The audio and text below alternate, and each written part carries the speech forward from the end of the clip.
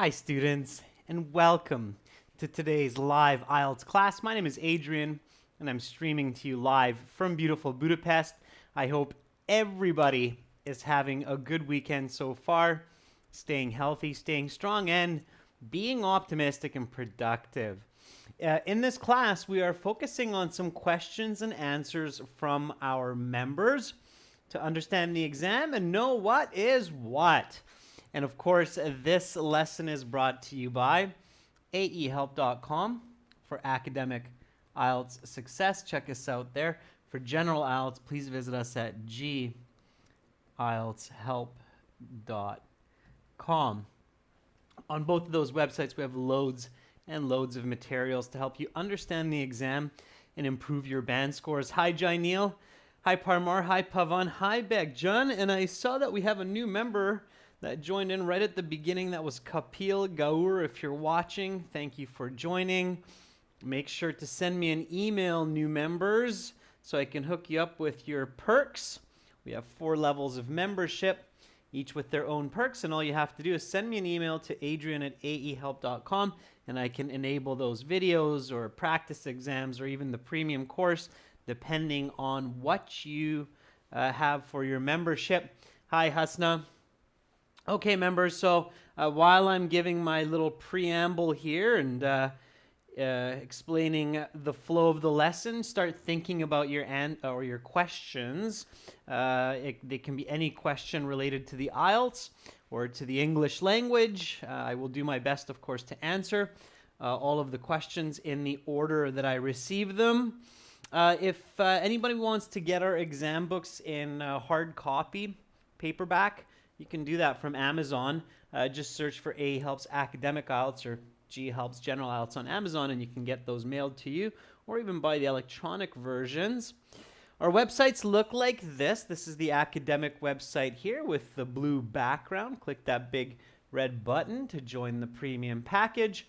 And then, of course, the general version of our website looks like this with the green background. You can click that big red button to join us there. All right, students, so this is the last class for this week, and of course we will continue on Wednesday with a whole new set of classes for next week. We will have a speaking part 3 for today as well after this class, where everybody will be able to join the chat, and that speaking part 3 will continue from yesterday's speaking part 2. So make sure you're here for that. All right, members, so Q&A session. Let's start it off. I know a lot of people are writing exams these days, and if you have a question and you're thinking about it, probably other people have the same question as well. So just fire away, and I shall do my best to give you the answer.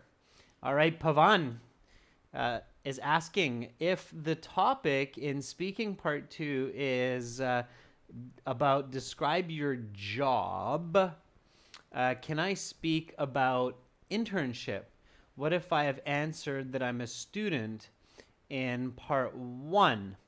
Yeah, you can, Pavan. So if you have an internship somewhere, certainly that's considered a job, okay? If you said that you're a student in part 1, this is where you have to be quick on your feet, and you can still mention that you're working part-time as well to support your expenses and to have some pocket money for hanging out with friends. So Pavan is asking, can I speak about an internship? For those of you who aren't sure what internship means, internship is like a training position while you are at school. So, for example, in law school, students do internships in law firms as legal aids. Okay, that would be an example of it. So that's what we call an internship. Intern kind of means like partly or part. Okay. And ship has this kind of meaning of working or doing a job. Okay, stewardship, for example, is another word. So, can I speak about an internship when asked to speak about a job? What if I said student in part 1? Okay, good. That's a good question, Pavan. So, the answer is yes. Any job will fit the response. Okay. And remember, the reason why I wrote all this out, Pavan, apprenticeship, Parmar, exactly. Okay, internship, apprenticeship, stewardship. Okay, those are all different kinds of activities. Remember this, students. Okay, the IELTS speaking examiner is not there to judge your honesty. They are simply grading your English speaking, or I should say English communication. Okay? It's very important to understand this concept of English communication, not just English, so not just vocabulary and grammar, but your ability to communicate as well. Okay, so you can make up anything. So even if you don't answer, I work in part 1, you can still make up part-time job working as a cashier at McDonald's for part 2. Okay, so does that make sense, Pavan? You can absolutely make it up. Okay, and if you're making it up, definitely make up a job that is something that you're familiar with. So think about your hobbies, think about what you're learning at school, and pretend like you're doing a job where you're getting paid for that. Okay, so don't start talking about a job that you have no idea about. Okay, so importantly, when you make up, means imagine, information, use what you know. For example, think of your hobbies, think of your major, and pretend that you have a paid position doing this work. Okay, because then you can speak more about it. All right, please, students, don't say I don't have work. Okay, so do not speak off topic or negative. So what I mean is, if the card says talk about a job that you've done or talk about a job that you do, please don't say I don't work. So for example, I don't have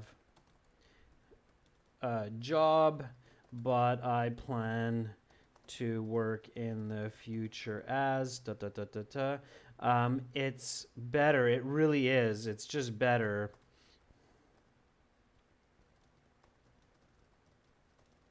to make it up. Okay. It's difficult. It's not that you couldn't possibly get a good mark if you say, well, I don't have a job right now, but in the future I'm planning to work as a dentist because currently I'm going to school and studying dentistry. Yeah, you could do that, but I would only even think about doing it that way if you have really high level of English and you really remember to focus on the card and still answer those questions. Usually when students start with the negative and then go on to talk about what they will do in the future, then they start going off topic. So it's just better to make it up. Does that make sense, everyone?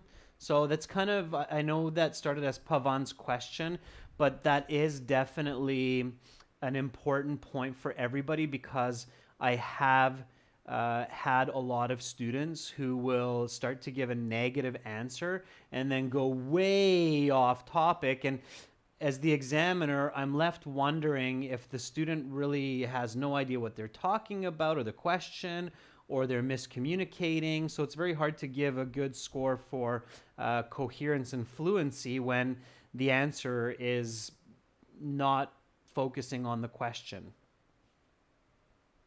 Is that clear? So is everybody kind of clear on the fact that in the IELTS, it's just better to make up an answer.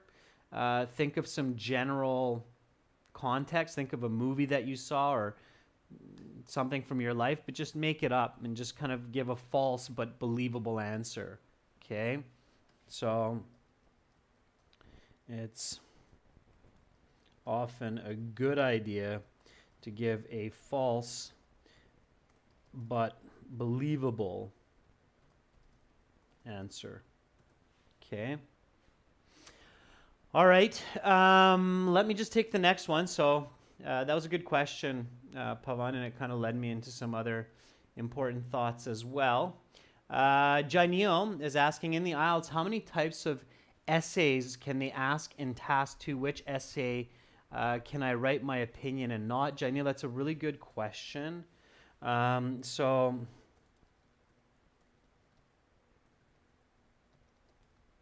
Janil is asking, how many types of essays can they give me in task 2? And when should I write my opinion? And when should I use the third person voice? That's, I think, what you're asking here. Okay, so here's the answer for you, Janil. Okay, so that's the question. It's a good question, Janil. It's one that's really confusing. Here is kind of a little bit of background for this. Okay, in many English-speaking countries, and it's kind of not fair, but in many English-speaking countries, students start to learn essay writing from grade 7. Okay, did everybody know that? And I don't know if it's like that in China, in India, in other parts of the world. It's probably different in some schools, but there is an average. In Canada, usually, and in the US, UK as well, students do begin to learn essay writing at around grade 7, okay? And they continue that every year into university and then even beyond, of course. And I know that's kind of not fair because I think in some countries, essay writing isn't really a focus of school subjects as much. Maybe I'm wrong. Am I wrong there, students? I know we have students from Kazakhstan here, from India, from some other parts of the world, but am I wrong in my assumption that essay writing is not taught the same as in English-speaking countries? It seems like that to me from what I see with students from around the world, that it's less common in some other countries, okay? The reason I say that is because, and you're going to see why I started talking about this, Janil, in just a second, okay? So most grade 12 students in Canada, US, UK have a clear knowledge of essay types like persuasive, narrative, expository, and descriptive, as well as essay or author, I should say, voices, first, second, and third person voice. Okay? So members, am I wrong here? Like, do you learn this in India in grade 7 or 8? What is a persuasive essay? What is a narrative essay? Of course, these are English words, but in literature, this is the same in India. So I'm sure somebody who is majoring in literature in India would know exactly what I'm talking about and would know the words for these in Hindi or Punjabi. Okay. Okay, so Janil says in India, starting essays in fifth is standard, but here it's given the title, Winter's Morning, Pollution. Okay. Yeah, Pavan's saying the same thing as Janil. So from grade 5 to 12, we do practice, but we don't get the feedback and it's too rare. Okay, and Pavan says, I didn't know um, about this before. And Bekjan says, well, yeah, in Kazakhstan, we didn't really focus on this. Yeah, so it's kind of interesting how this is all missed in many places.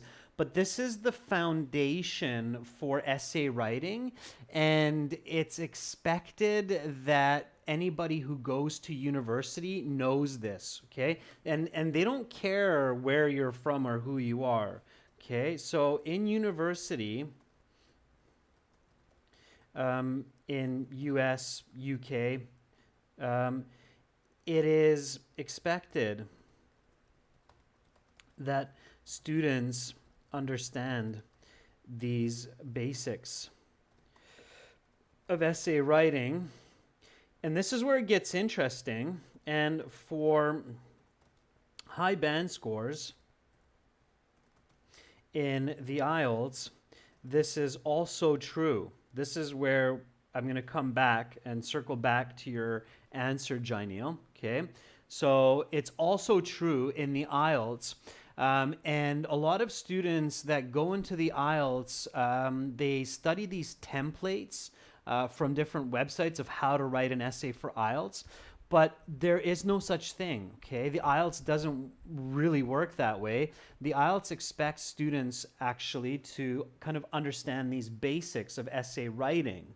So students shouldn't practice the IELTS writing by looking at templates, but they should start by learning these kind of foundations. So ideally, this is a super important point, ideally, IELTS students, especially academic IELTS students, should not focus their writing. And I know, Bekjan, that you've been doing a really great job of learning this because your essays now look fantastic, and I'm sure you can feel that. So Bekjan has sent me some essays recently, and I can see that they're clear 8.59 level essays because he can see the persuasive style and the voice and the structure and put it all together. Okay.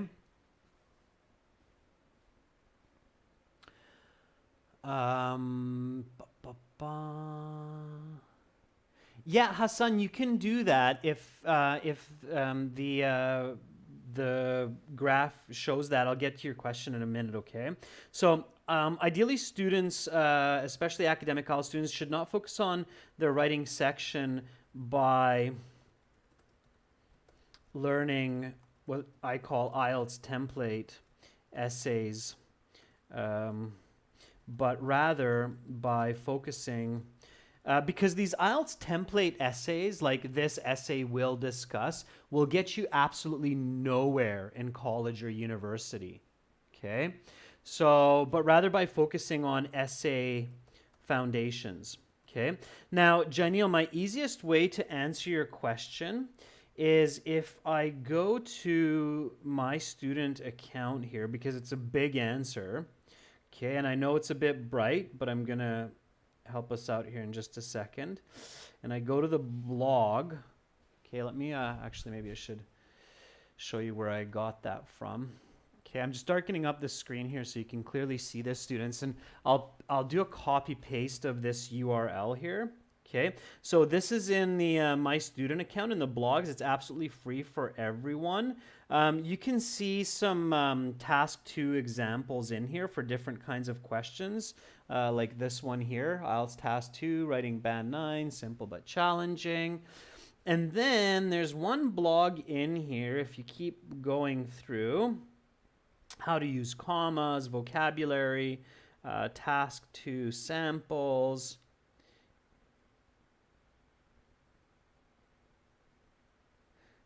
Okay. And this is, we put this up quite a while ago, so it'll be here in just a second. Okay. Yeah, so this one, it's the last one on this page, okay? So this blog that we put up in, well, quite a while ago, 7 years ago, task 2 writing, question types, answer strategies, okay? This is what you're looking for here, Jaineel. And then if I click the read more, then you will see a nice big answer to your question of how to understand the task 2 questions and how to answer them correctly, how to think about them correctly, okay? So there's quite a bit here. I'm not going to read this all for you right now. You can do that on your own. And there's actually quite a few comments that you can read with students and people who looked at this as well. Okay, Jaineel?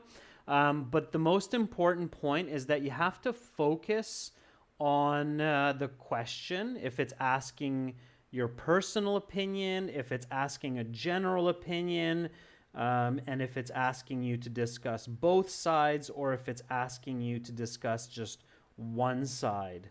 Okay, so here is the URL. Let me just remove this hyperlink, and then maybe I'll make it a tad bit bigger. Hopefully it's still, yeah, let's do that. Okay, so that's the URL. I just pasted it into the lesson notes as well. Okay, so read over this, Jaineel, and then it's going to give you a lot more clarity. All right. Okay, but definitely students, think about essay fundamentals instead of just thinking about templates. You'll do way better in your task 1, task 2 essays. Okay. All right. So,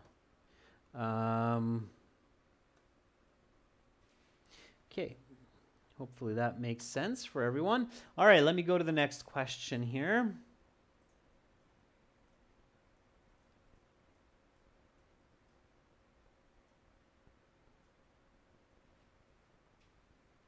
So Bekjan is asking, what would you suggest to do on a daily basis to prepare for IELTS for those who are free all day to study? Wow, that's a really interesting question, Bekjan. It's a good one. Okay, so Bekjan's question is, what should I do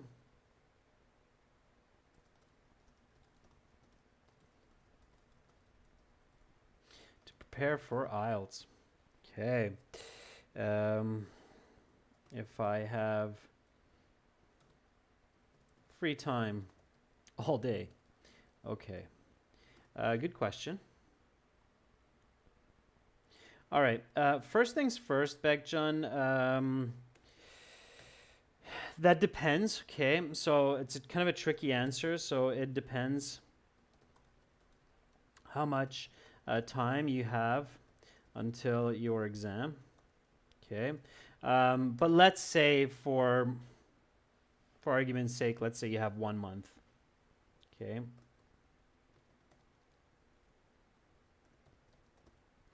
All right. The first step that everybody should always do when you're preparing for an IELTS exam is start with a practice exam that's timed. Get an assessment, a score for your speaking and for your writing. And figure out what are your weaknesses, okay? So start by completing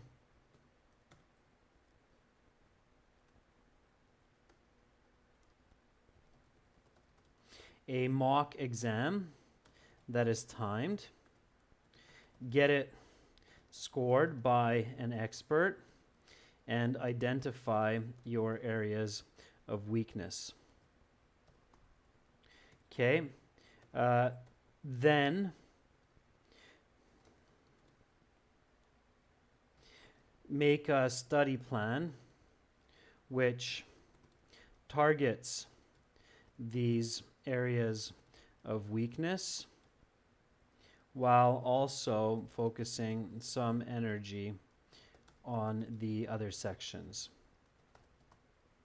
Okay. As well,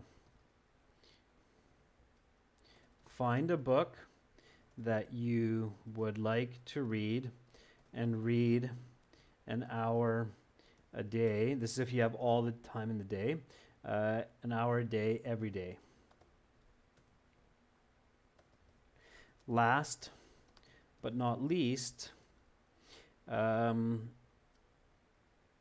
find a speaking partner or speaking partners. And I say that because it's good to have more of them. Speaking partners who you can speak to at least for 20 minutes a day, every day. Okay. Aside from this, you should do at least a couple of practice exams each week. And then one more thing that I want to include here is, very importantly, do not just rush through a ton of material, but rather get feedback on your work and mistakes and review and revise material. Okay, so that's what I would recommend, Bekjan. If you have all the time in the world, number one, start with a practice exam, a mock exam that's timed, and then get it scored. So obviously you can score the listening, reading sections on your own. And for example, for the speaking, you can record that on your phone. And for your writing, you can type it into the computer, and then you can actually send that to us, and we can give you a score estimate so you know what your scores are. Now, an even smarter plan, of course, is to get some professional editing work on the writing. And I think you've done this before, Bekjan, where you can clearly see whether it's word choice, grammar, content, where the kind of mistakes are, and then target and focus on fixing those mistakes. It's the fastest way to improve. And then, of course, reading, speaking regularly. It's really, really important. Doing regular exams and having a strict study schedule. So knowing that between 9 and noon, you're focusing on listening and reading skills. Between 2 and 6, you're focusing on writing and speaking skills. Okay. So that's what you want to do. All right. Those are the steps. Okay. And stick to it. Stick to it. Be dynamic. Keep your learning interesting so you don't get bored. It's very difficult. Focus on vocabulary as well. When you learn vocabulary, learn it in context. Okay. All right. Let's see.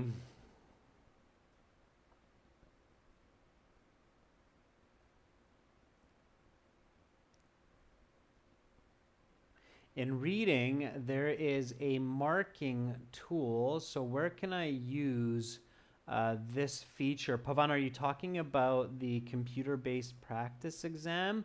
I don't recommend underlining in text, if that's what you mean. I'm not sure what you're referring to there. I'm going to go to a couple of other students' questions. So Parmar is asking, I often suffer from making spelling mistakes while writing my task 1. How do I do this perfectly without making any spelling mistakes? Students, spelling is really important. Work on your spelling. Okay, so spelling is very important in IELTS. So you have to work on this before your exam. The best first step is go to your app store and download some spelling games that you can play daily. Okay. Let me show you what I mean. Okay, so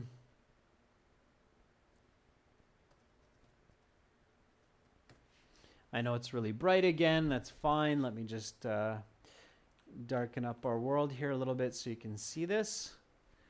Okay. So,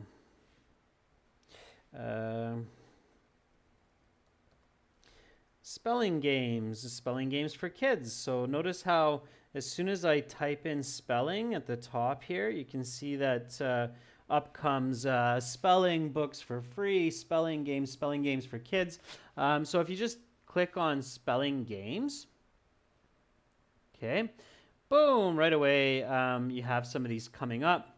And English spelling quiz, ABC spelling, spelling game, and then you see their ratings. Download a few of them, try them out. There's actually some that are competitive. Okay, so spelling bee games. Try that. And then you get these ones here. National English Spelling Bee. Spelling Bee actually means like a spelling competition.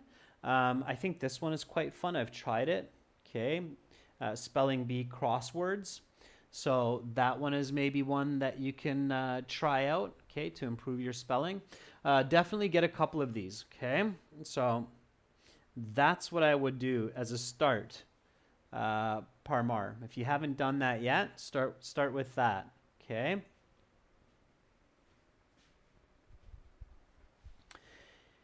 Yeah, so Pavan, you can use that highlighting tool for like keywords and things like that in the CBT, but I don't recommend using it.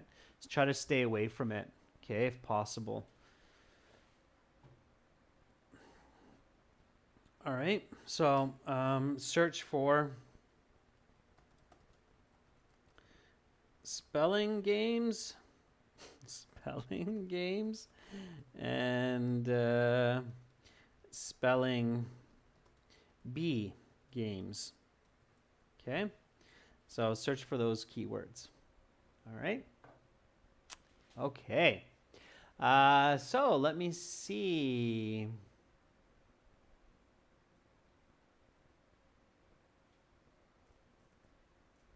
The next question. Okay.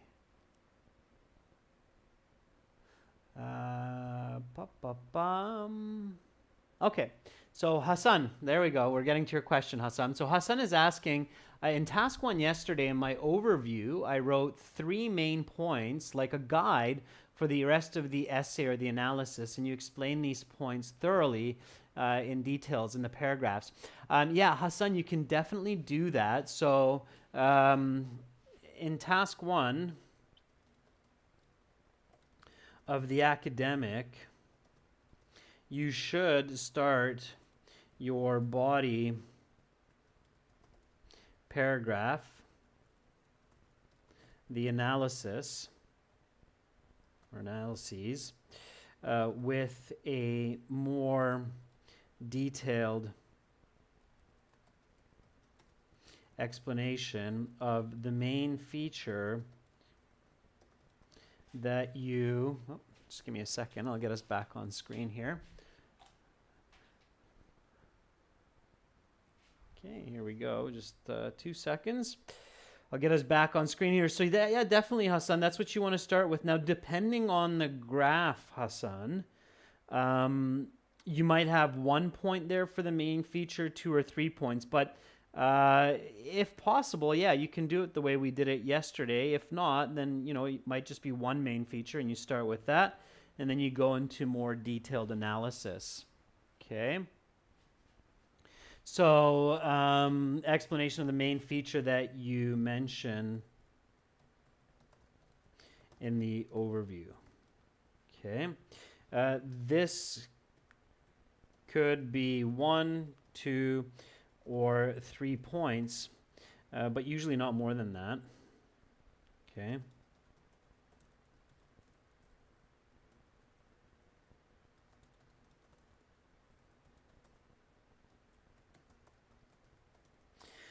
And it really depends on the graphs, Hassan.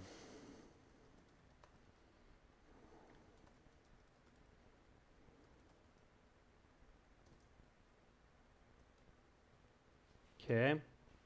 So just pay attention to the content. All right.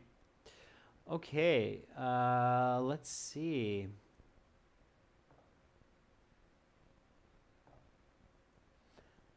Is that clear, Hassan? Are you still here? Okay, you got my point. Cool, got it. I saw that. Okay. Interesting question. So Janil says, how do I improve idiomatic language in writing and speaking? That is a really, really good question, Janil. So good question.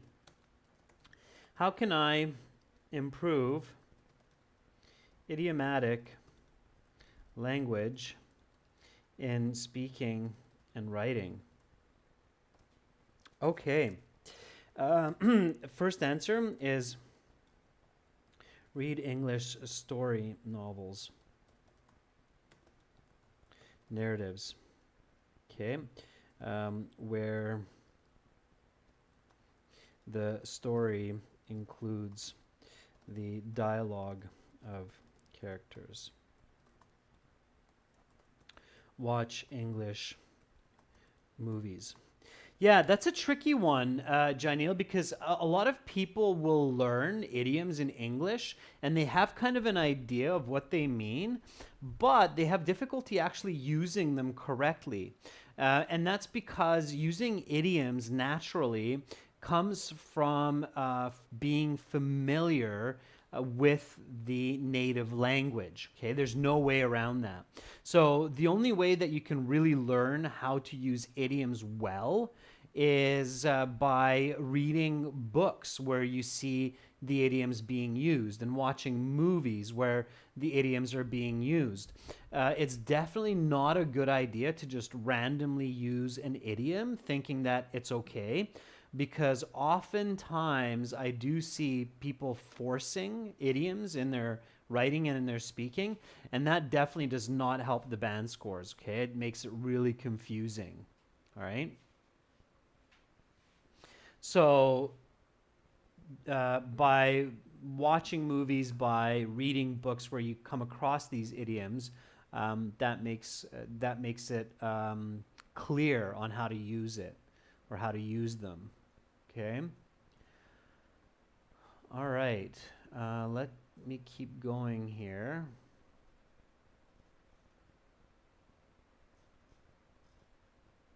Kapil, there you are, one of our new members.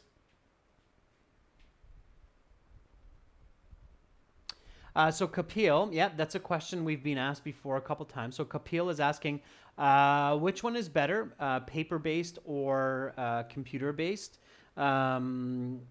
test to do? Okay, they both have their advantages, disadvantages.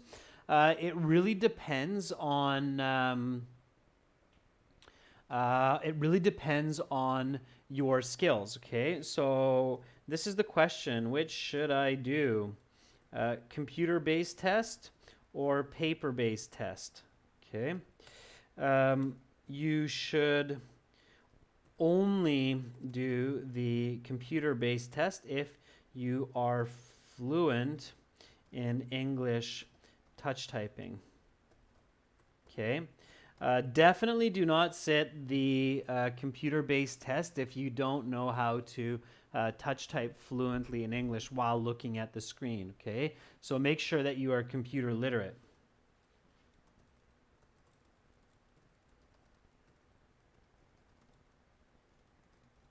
Okay, otherwise do the paper-based test. If you are computer literate, I would recommend doing the computer-based test, okay? So if you're not, then do the paper-based test, okay? That's my suggestion, all right? Some people have a better flow of ideas because this especially kind of matters for the writing section. Okay, the listening and the reading, I don't think it's a huge difference between computer based or paper based necessarily. But definitely in the writing section is where you experience the biggest difference, because it's a big difference whether you're writing 500 words by touch typing for an hour or you're writing for an hour by hand.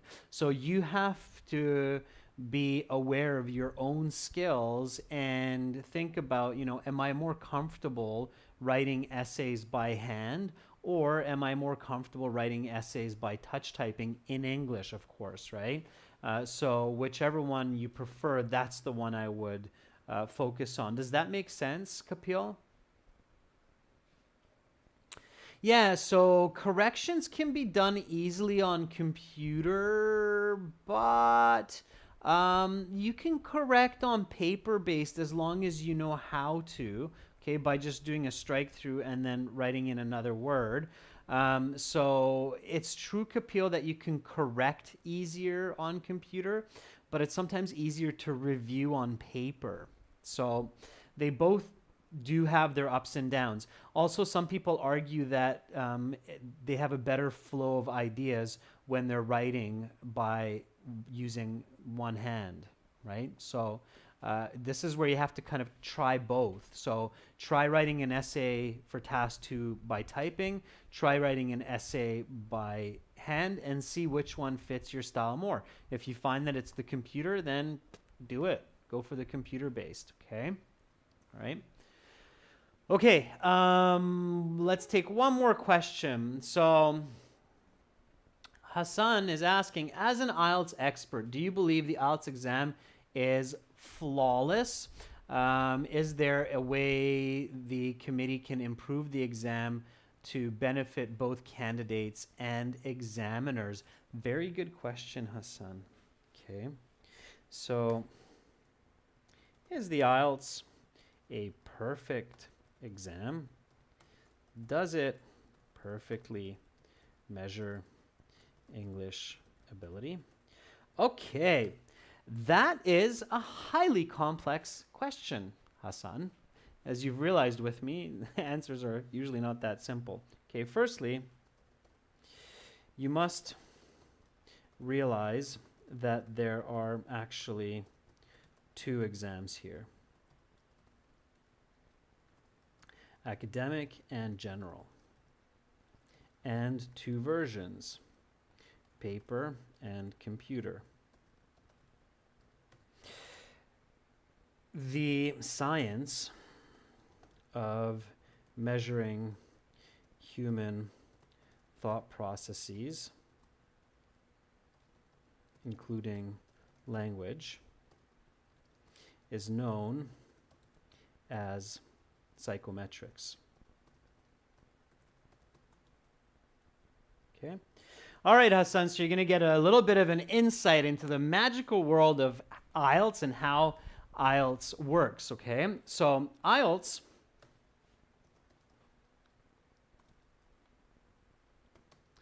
is governed, or the creation of IELTS exams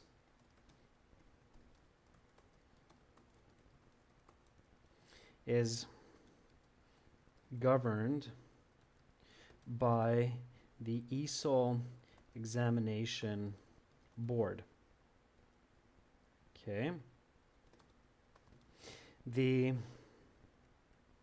board, which is a part of Cambridge University. Okay.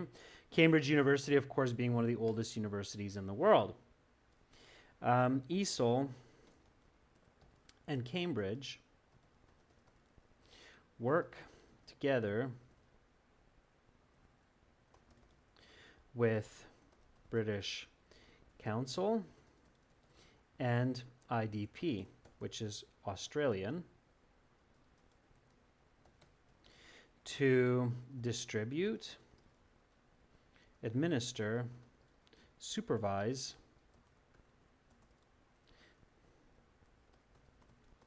the exam. British Council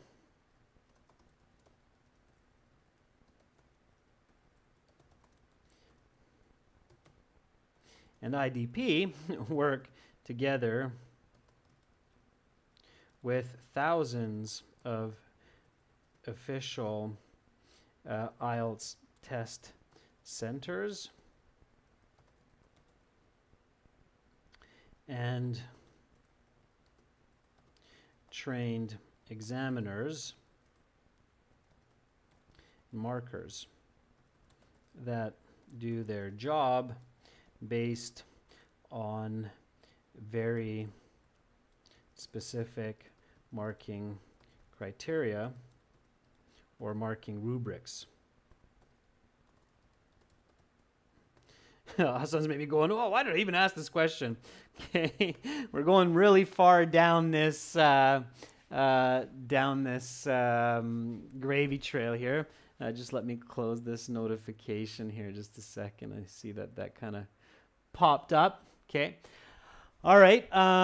So is that kind of clear how IELTS, the world of IELTS is working? There's a good reason why it's such an expensive exam. Okay. So the science of psychometrics, measurement of human thoughts and behaviors. Of course, it's a part of psychology. I studied this. I think that's why a lot of students kind of like my approach to IELTS, because I approach IELTS the same way as the way those who create the IELTS at ESOL. So we think about the exam kind of in the same way, okay, without going into too much detail. So the science of psychometrics, measurement of human thoughts and behaviors, focuses on creating tests that are highly reliable and valid. These are two key words here. And valid. Okay. Reliable means that the test will yield the same results as long as the candidate has the same ability. Meaning the results do not change in a test-retest environment. Okay. Valid means that the test truly measures what it is designed to measure. Okay. Now, I'm going to kind of, so without taking you guys too far down this road of psychometrics, I'm not sure if you're still interested in this or not, but just kind of a concept here. So among the famous English proficiency exams, TOEFL, IELTS, TOEIC, PTE,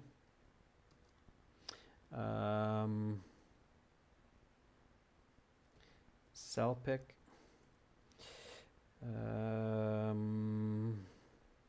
Duolingo has come on the scene now.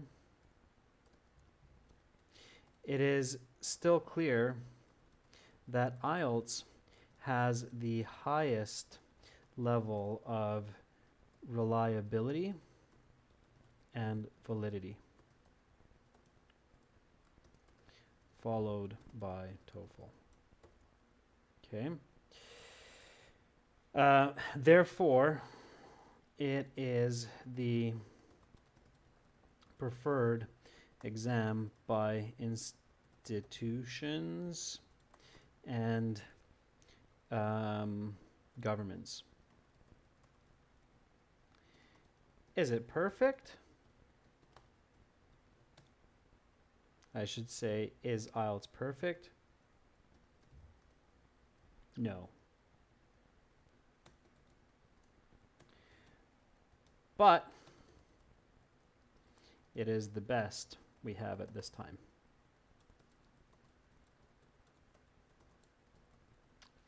All right. So there you go. That hopefully makes sense, okay? It's very difficult to measure human thinking and language, as you can imagine. The diversity around the world is incredible. It changes very quickly within people. Language is continuously changing as well. Communication styles change, cultural backgrounds. So it's extremely difficult. But IELTS is the best that we have so far. They could probably make an exam that would do an even better job of measuring English. But you have to remember that there are other constraints. Like you can't have a person sit in an exam for 12 hours, and you can't ask a person to pay $2,000 because then most people wouldn't be able to do it. Okay, so keep that in mind as well. Okay, that's kind of my closing remark as well, right? So keep in mind that the exam creation has limits, like people's finances and energy. Okay. Arguably, you could do a better job of testing somebody's English if you had them do 10, 15 hours of examinations. And of course, they'd have to pay thousands of dollars because it would take so much more time from professionals. But that's not realistic. Then people wouldn't have the opportunity, many people, to do this exam. So we have to keep it realistic as well. So within these parameters, within the budget, IELTS is arguably the best out there right now. Okay, and definitely they're always looking at how to improve it, how to make it better, more reliable, more valid. So all of that. Okay, Hassan, I'm glad you enjoyed that answer. It's a good question. Okay, I think a lot of people never really think about that part of IELTS. So that was a good question. All right, everyone, that's it for this class. Coming up in about 35 minutes, I'll host one more class for today. For this week of live streaming. That will be speaking part 3. That will be a continuation from part 2 that we took yesterday. If you missed that, it's totally okay. Or you could also have a look at yesterday's part 2 video during the next 30 minutes. Check the cue card questions so that you can engage the next class a little bit more. Hopefully, I will see all of you in 30 minutes. I'm Adrian, and I'm signing out from Budapest. By the way, you can get lots more info, as I showed you, on our websites, through our blogs and interactive courses. Just make sure to visit us at ahelp.com for academic IELTS and gieltshelp.com for general IELTS. Thank you for your great questions, members. Bye for now. See you soon.